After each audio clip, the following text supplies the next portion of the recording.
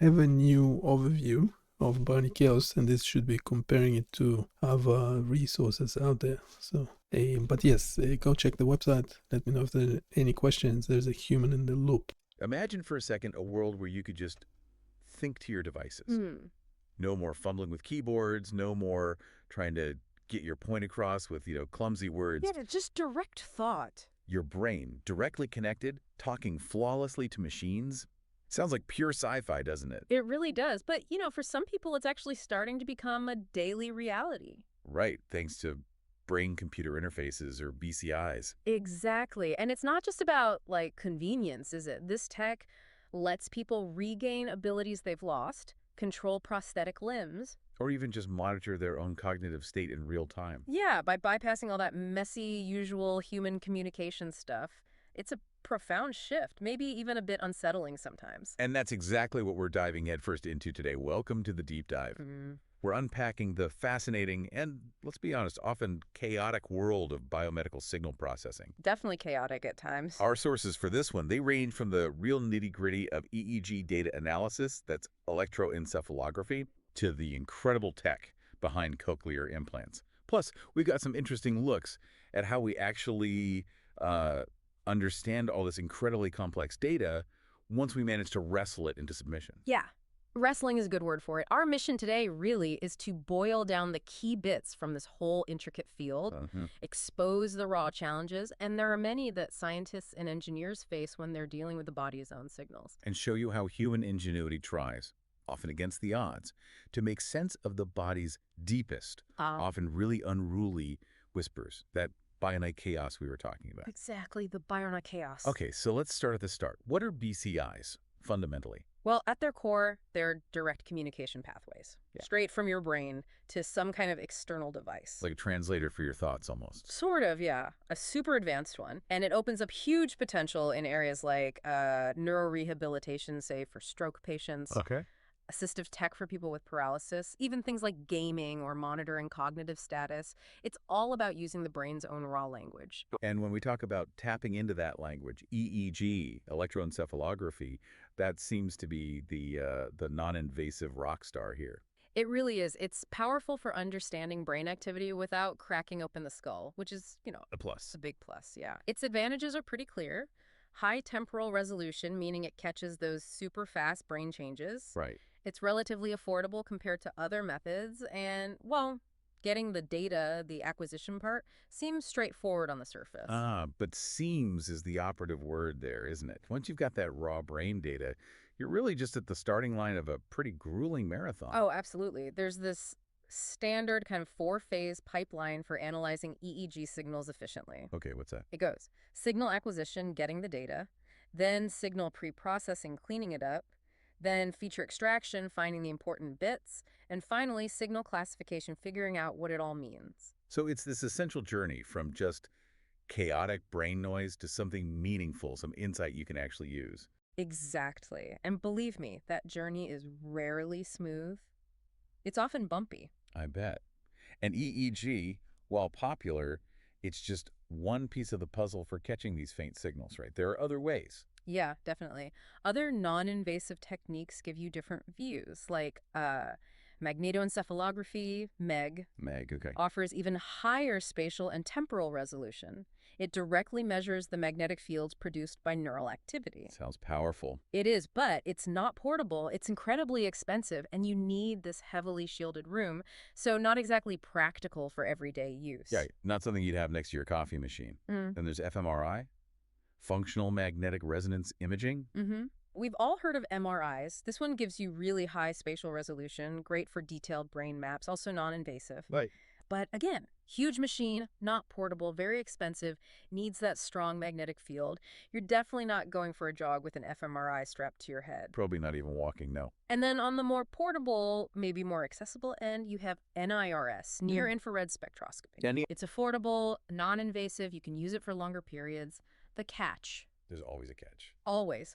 Limited penetration depth into the brain, and it's slower, temporally, than EEG or MEG. Okay. And what about invasive options? Well, there's electrocorticography, ECoG.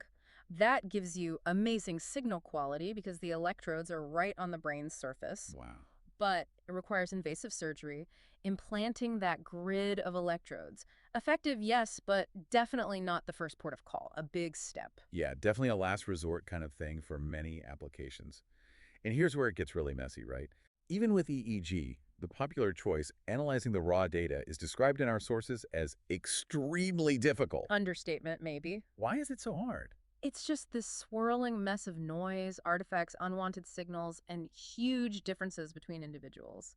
One person's brain activity looks quite different from another's, even doing the same task. And our sources mentioned this massive mechanical imbalance. What's that about? Yeah, it basically means getting those electrodes to make good, stable contact with the scalp is really hard. Any tiny movement, sweat, muscle tension, Yeah. it can mess up the signal. So it's like trying to eavesdrop on a tiny whisper from a single neuron, maybe, while standing in the middle of a heavy metal concert. That's a pretty good analogy, actually. You have to get really good at filtering out all the noise, the biological noise, the environmental noise, and sometimes the noise is way louder than the signal you actually care about. Which brings us perfectly to that next crucial phase, signal preprocessing, the cleanup phase. Exactly. And arguably the most challenging because those raw signals, they are, as one source puts it, frequently mingled with other kinds of undesired disruptions. Nicely put. Disruptions we might call noise or artifacts. Oh. Sometimes humorously, sometimes maybe just painfully. Painfully, yeah. This is where the real fight against that Bionic Chaos truly begins. You have to tame it somehow. What kind of artifacts are we talking about? Oh, all sorts. Eye blinks and eye movements, they generate their own electrical signals called ECoG artifacts. Right. Your heartbeat, the ECG signal, its electrical pulse, can bleed into the EEG. Okay. And just muscle movements, even tiny facial twitches, they produce electrical noise too. It's like this full-on biological symphony of interference. And you're trying to pick out one specific instrument, like a single violin solo from that cacophony. Precisely. It's tough. So how do you do it? What's in the cleaning crew's toolkit? Well, there's a whole arsenal of algorithms. A simple but often effective one is common average referencing, or AR. AR. Yeah. It basically subtracts the average signal across all the electrodes from each individual electrode. Helps reduce widespread noise. Okay, makes sense. It's good for improving the signal-to-noise ratio, but it struggles a bit if you don't have electrodes covering the whole head. Right, like trying to clean a room by just averaging out the dirt only works if the dirt is everywhere. Kind of, yeah. Then there's a more sophisticated one. Independent Component Analysis, ICA. ICA. Heard of that one? It's often praised because it can separate out those artifact signals from the genuine EEG signals without needing separate reference channels just for the artifacts. That sounds useful. Very. It's efficient for big data sets, which brain data usually is. But the math behind it, the decomposition process, can be really computationally demanding. It makes your computer work hard. Okay, powerful but pricey in terms of computation. What else? Principal Component Analysis, PCA. It's a bit like taking a huge, messy report where loads of ideas are repeated or tangled up and boiling it down to just the essential, distinct points. Reduces complexity, helps reduce the number of features you need to deal with later. So it simplifies things. Exactly. Converts correlated data into uncorrelated components. One source we looked at had this kind of ironic comment. Though it is not as good as ICA, the PCA is still good. Huh. Faint praise, maybe? Maybe, but it's a classic, a reliable workhorse, even if it's not always the flashiest tool in the box. Got it. Any others? Sure. Common Spatial Patterns, CSP. This one's great for highlighting the subtle differences between different brain states. Really helps with classification later on. Okay. But it needs a lot of electrodes, and it's surprisingly sensitive to exactly where those electrodes are placed. A tiny shift can blur the lines again. Tricky. Very. Then there's surface laplation, SL. It tries to estimate the electrical current density flowing into or out of the scalp. What does that do? Improves spatial resolution, helps pinpoint where signals are coming from, and it's described as strong against artifacts. Sounds good. The downside. Its performance can really depend on these things called spline parameters used in the calculation. Basically, how smoothly you draw the electrical map. It's a bit of a precise art. Right. And finally, Adaptive filtering. Using techniques like LMS or RLS, these are really important when the brain signals you want and the artifacts you don't want overlap in their frequencies. when they sound similar, electrically speaking. Exactly. But, like many powerful tools, there's a trade-off. high computational complexity and sometimes slow convergence. You gain precision, but you pay for it in processing time. So a whole suite of tools, each with strengths and weaknesses. Absolutely. And using them effectively, choosing the right ones, that's crucial. These pre-processing steps, they're like the unsung heroes. Yeah. They ensure the data is as precise and clean as possible before you try to do anything meaningful with it. Yeah. Without this intense cleanup, trying to find patterns in that Bionic Chaos, well, it would just be a fool's errand. Like trying to read a blueprint that someone spilled coffee all over versus a nice clean one. Exactly that. You need the clean blueprint. Okay, so we've acquired the signal, we've battled the Bionic Chaos, and pre-processed it, cleaned it up. Those chaotic whispers are a bit quieter now. What's next? Next is finding the actual nuggets of meaning. This is feature extraction. Feature extract. Yeah, turning that cleaned up EEG data into a format that a computer can actually understand and use for classification. Yeah. Like recognizing if someone's stressed or happy or focused based on their brainwaves. So pulling out the essence of the signal. That's a good way to put it. And again, there's a whole toolkit of techniques, each suited for different things. Like? Well, there's adaptive autoregressive modeling, AAR. It's really good for features that change over time, adapting to those fluctuating, non-stationary signals you get in real brain activity. Good at chasing a moving target then. Exactly. But it can be a bit sensitive to any noise that might have slipped through the cleaning process. Okay, what about classics? The fast Fourier transform, FFT. It's a staple for a reason. It converts the signal from the time domain, how it changes over time, to the frequency domain. Why do that? Because different mental states are often associated with specific brainwave frequency bands, delta, theta, alpha, beta, gamma. FFT helps you see the power in each of those bands. Ah, like breaking down a complex song into the volume of its bass, mid-range, and treble frequencies. Precisely. Its weakness, though. It mainly captures fixed signals, averaged over a time window. It doesn't give you much info about how frequencies change within that window. So it gives you a snapshot, but not the movie. Kind of, yeah. For more dynamic signals, the ones that change rapidly, we often turn to wavelet transform, WT, or wavelet packet decomposition, WPD. Wavelets. These are more sophisticated. They capture both time and frequency information simultaneously. They give you a much richer picture of non-stationary signals. So you get the notes and the rhythm. That's a great analogy. You see how the frequencies evolve over time? The trade-off, you guessed it. Computationally harder. Bingo. More Okay. complex calculations involved. Okay. Any other interesting ones? Definitely. Genetic algorithms, GAs. These are fascinating. They aren't directly analyzing the signal itself. Oh. No, they're optimization strategies. Inspired by natural evolution, they're used to select the best subset of features from all the ones you might have calculated. So they help you choose which characteristics are most important. Exactly. Finding the most pertinent characteristics, as one source put it, think of it like digital natural selection for your data features. Only the most informative ones survive to be used in the final classification. Wow. Survival of the fittest data points. Sort of. It can streamline the analysis and improve accuracy. But again, running these evolutionary processes can be computationally costly. Seems like there's always a cost for power in this field. Often, yes. It's about finding the right balance. So you've extracted these optimized pertinent features. Now what? Now we hit the final frontier, signal classification. This is where those clean, extracted features get sorted into meaningful categories. The aha moment stage. Hopefully. This is where you actually label the brain state. Is it relaxed, stressed, move left, move right, whatever categories you're aiming for? This is where machine learning really comes into its own right. Absolutely. Modern computer techniques, especially machine learning and deep learning, have totally revolutionized EEG analysis. They provide the algorithms that can learn the complex patterns linking features to specific brain states. They're the brains behind the operation, decoding the signals. Pretty much, moving us from just looking at squiggly lines to actually getting some genuine insight. What kind of classifiers are common? Oh, there's a whole zoo of them, each like a different kind of detective for your data. You have things like artificial neural networks, ANNs. They're not so good. They're pretty robust, good generalists for learning complex patterns, though figuring out the structure, like how many neurons to put in the hidden layers, that's often done by trial and error. A bit fiddly. Can be. Get it wrong, too few or too many neurons, and your classification accuracy can suffer. Too few, it misses things. Too many, it might overfit the training data and not work well on new data. Right, like a detective seeing clues that aren't really there. Exactly. Then you have support vector machines, SVMs. These are often really good at finding the optimal boundary to separate different classes of data.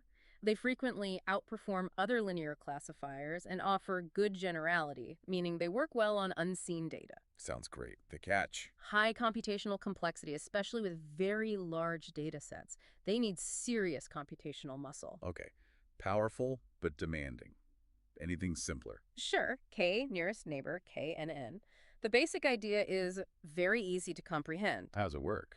It classifies a new data point based on what the majority of its K nearest neighbors in the feature space are classified as. Simple to implement. There's always a but. Performance can be slow, poor runtime performance with large training sets. And it's sensitive to irrelevant features. Superfluous and unnecessary features can throw it off. Like judging someone by their 5 closest friends, but maybe 2 of them are just random acquaintances who skew the picture. That's a decent analogy, yeah. And of course, there are others too, like linear discriminant analysis, LDA, and naive Bayes classifiers, NBC, each with their own specific strengths and weaknesses. It's incredible, really, how much information we can try and pull out of just the brain's electrical whispers. It is. But the power of biomedical signal processing, it isn't just confined to decoding thoughts or emotions, is it? No, absolutely not. Let's shift gears completely now to another really profound application that literally restores a human sense. Right. The world of cochlear implants and auditory digital signal processing. A different kind of Bionic Chaos to manage. Indeed. And this is crucial for people with sensorineural deafness, right? Where traditional hearing aids just don't work because the inner ear itself, the mechanism for translating sound vibrations into nerve signals, is damaged. Exactly. In those cases, a hearing aid just makes the sound louder, but the damaged ear still can't process it. Cochlear implants are totally different. They're electronic devices designed to mimic the function of the damaged inner ear. How do they do that? Well, they typically have an external microphone and sound processor, maybe worn on a belt or behind the ear now. And crucially, an electrode array that's surgically implanted directly into the cochlea, the inner ear. Right into the structure. Yes. The goal is to bypass the damaged hair cells and directly stimulate the auditory nerve fibers with carefully processed electrical pulses representing the incoming sound. Wow. And development for these requires some serious research tools, I imagine. Oh, for sure. One key tool mentioned in our sources is PIICS. PIICs. Stands for Programmable Interactive System for Cochlear Implant Electrode Stimulation. Developed at MIT Lincoln Lab. What's special about it? It's flexibility. It lets researchers design and test totally new sound processing algorithms and, importantly, make real-time adjustments while a patient is actually using it in a clinical setting. So you can tweak the algorithms on the fly. That must be invaluable. Hugely. It allows for rapid prototyping and testing of different strategies. It's where the cutting edge really meets the human ear very directly. And this flexibility allowed for some direct comparisons, right? And algorithm face-off. Yeah, exactly. For instance, comparing the older Ineraid systems strategy with a newer one called CIS. Okay, what was the issue with Ineraid? The Ineraid system used continuous analog waveforms to stimulate the electrodes. The problem was, if multiple electrodes were stimulated at the exact same time, their electrical fields could interact. Leading to? Spurious interactions, the source calls them. Basically, electrical crosstalk between channels, creating misleading artifacts or blurring the sound information. More chaos, but for your hearing. Yeah, that sounds like it would make things harder to understand, not easier. A truly painful way to try and hear. It could definitely muddy the waters. So the solution proposed was CIS continuous interleaved sampling. Interleaved, how does that work? Instead of continuous waveforms, it uses trains of brief electrical pulses. And critically, these pulse trains for different electrode channels are interleaved in time, meaning only one electrode is active at any single instant.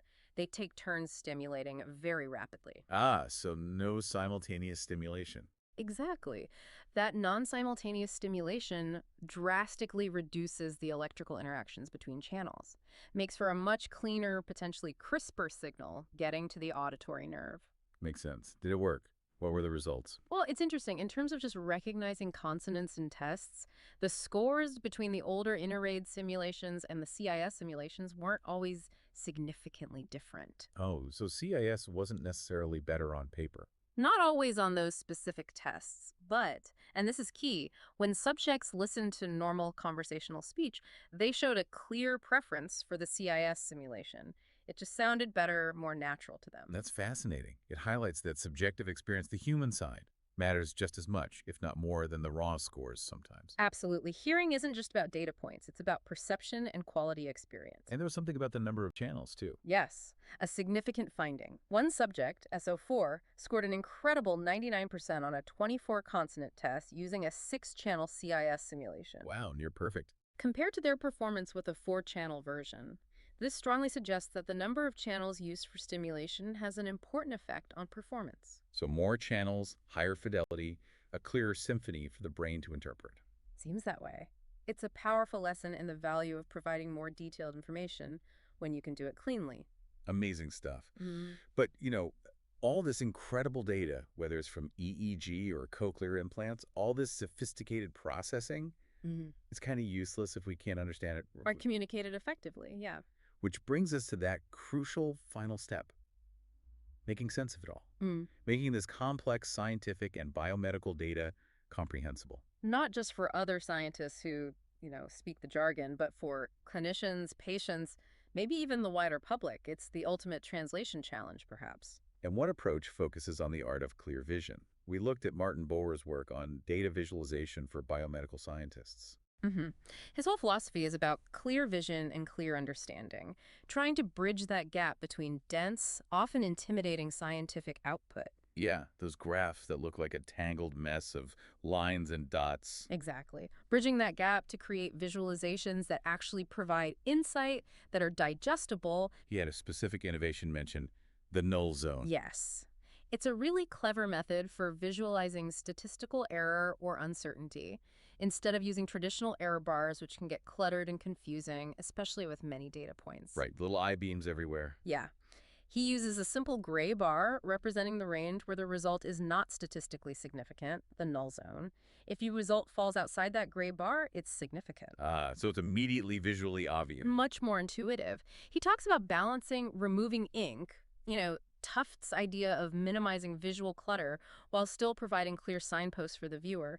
It makes checking for statistical significance way easier. That's smart, moving from just numbers to a clear visual cue. Exactly. And beyond static graphs, there are other ways to make complex info accessible. We also looked at resources like Neuroscience education interactive video tools. What kind of tools are these? Things like interactive 3D brain models you can rotate and explore. Cool. Actual cadaveric slices, videos of neurological exams being performed, even real patient case studies presented interactively. So it's like a different kind of data processing, taking raw knowledge and transforming it for learning and practical use. Precisely. It's about bridging the gap between didactic information and real-life clinical presentation, taking the abstract concepts from textbooks and making them tangible, relatable, clinically relevant. Making the academic intimately real. Yeah.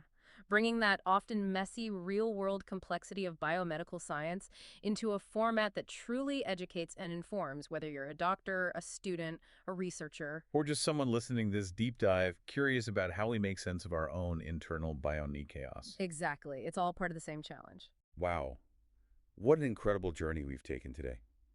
Seriously. From those chaotic whispers of raw brain signals from EEG, the initial mess, through that painstaking pre-processing, the algorithmic cleanup crew, battling the Bionic Chaos, then extracting features, classifying states, all the way to the sophisticated signal processing that helps restore hearing with cochlear implants, creating a clear internal symphony. a huge range of applications. And then finally, landing on the crucial art and science of making all this profound work understandable, digestible. Because really, if you can't share the knowledge, what's the point? That's right. It's a field that's just constantly advancing, isn't it? Always pushing the boundaries of what's possible and how humans and technology interact. It really is. And it's clearly a messy, complex process. Yeah. Lots of trial and error, dealing with the inherent unpredictability, the Bionic chaos of the human body. Definitely. It meets cutting-edge engineering, complex algorithms, sometimes even an artistic touch and visualization. But underlying it all is this incredible drive, this desire to improve people's lives. Yeah. Which leads to a final thought, maybe slightly provocative one. If our brains are now starting to talk directly to devices, and devices are helping us bypass damaged senses like hearing, what's the next fundamental human sense, or maybe even ability, that we'll try to decode, enhance, or maybe even replace with technology? That's a big question. Vision, touch, memory? Who knows? And maybe more importantly, what kind of ethical noise and artifacts will that particular deep dive have to pre-process? Oof. Yeah, that's a whole other layer of complexity, isn't Yeah. it? The ethical Bionic Chaos. Something to definitely think about. Okay, so there is a human in the loop. If you have any questions, I'm actually torturing Gemini to see what else it can do. It's meant to be an independent component analysis. A simulation doesn't make sense anymore, so we might